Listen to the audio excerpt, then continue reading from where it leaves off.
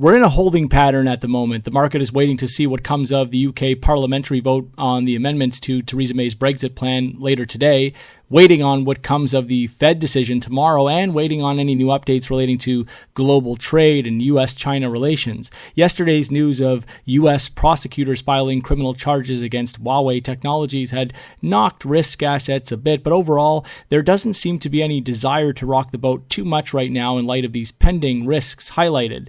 And we suspect things will start to get a lot more active as we gain some clarity on these fronts over the coming 24 hours. We believe the greater risk from here is for U.S. dollar underperformance and renewed declines in U.S. and global equities.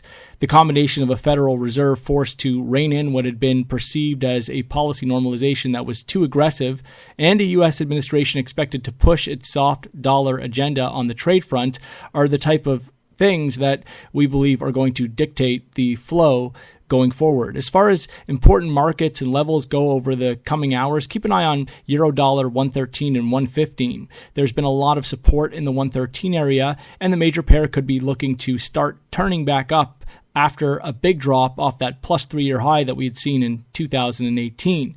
A break above 1570 would really make this case a lot stronger. The pound will be exposed to volatility in the hours ahead, but we believe that with worst-case hard Brexit outcomes fading away, any setback should be well supported. We need to be a little more conservative here, given the expected or potential volatility, and so supported ahead of 128.